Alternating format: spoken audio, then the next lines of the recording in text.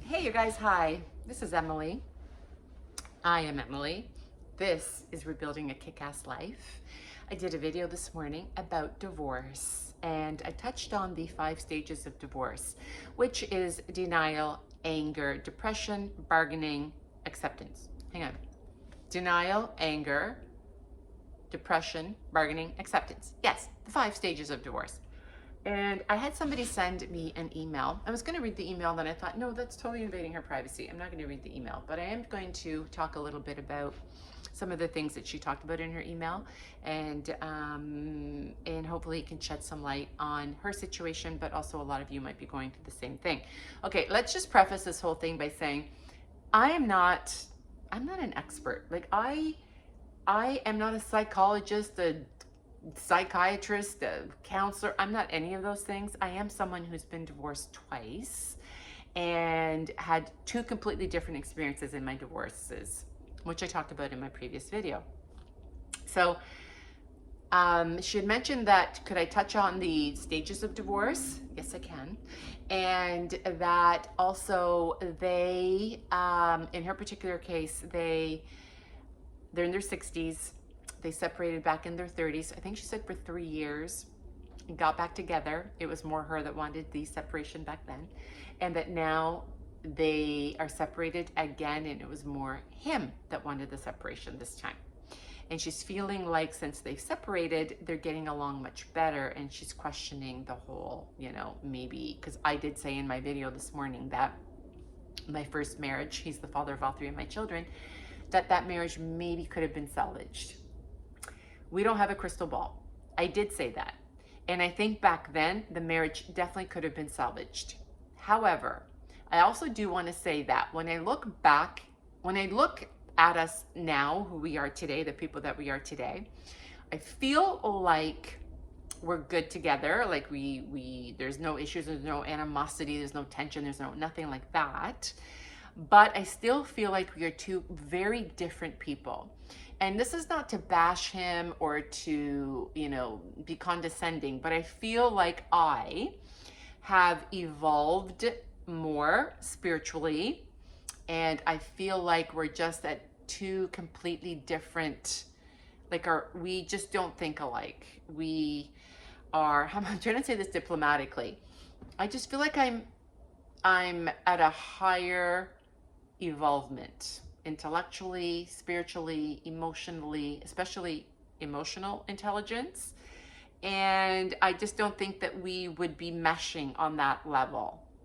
And so although I said I think the marriage could have been salvaged, I think it could have been back then. I think we could have gone a lot longer, but I think they have reached the point where you guys have reached, that we are no longer compatible.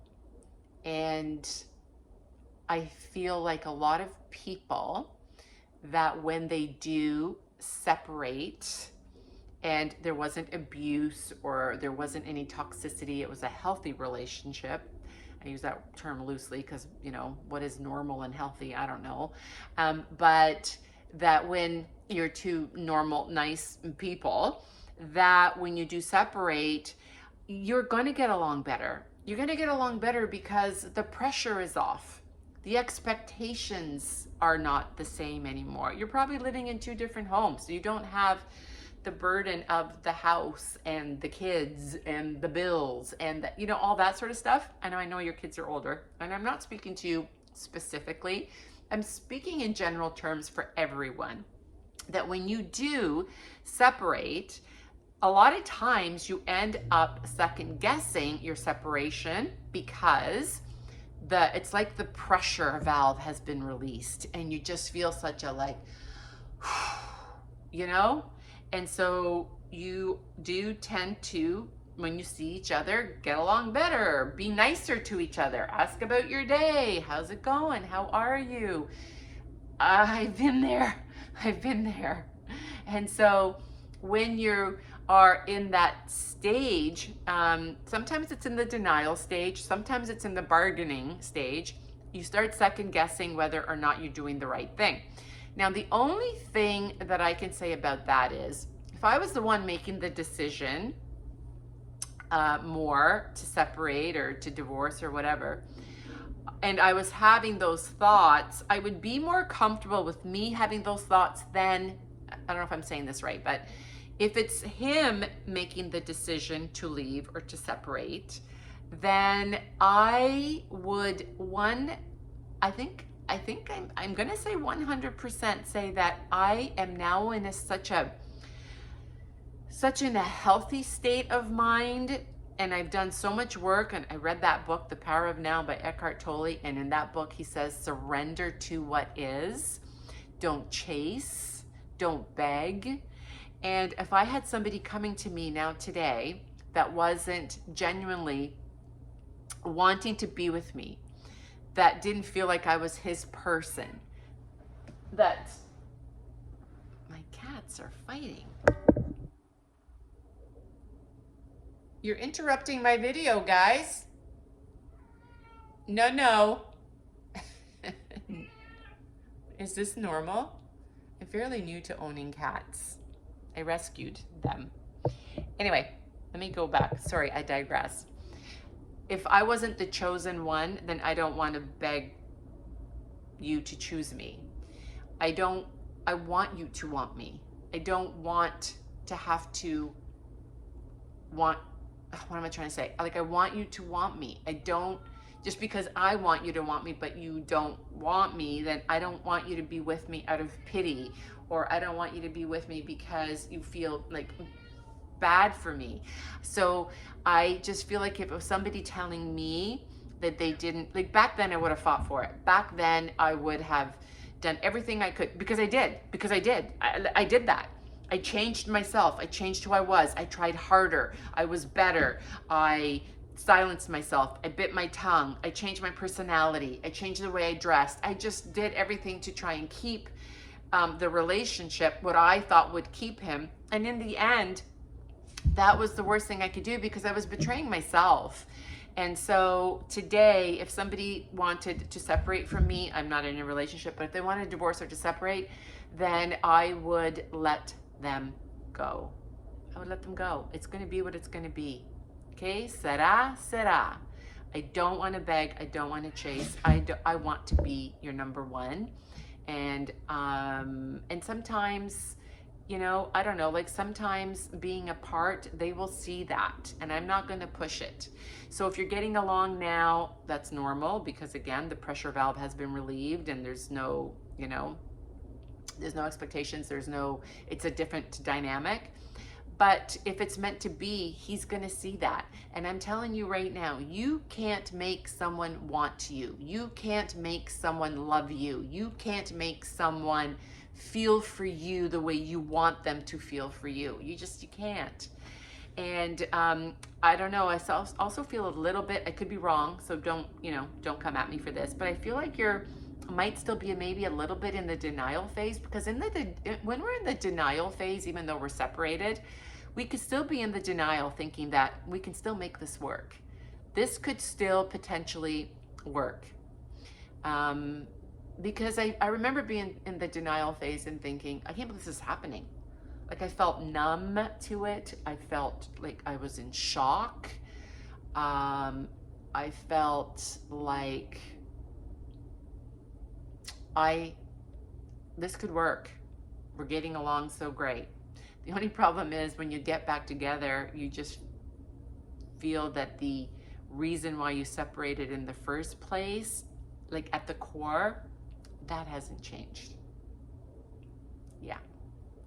And it was always there.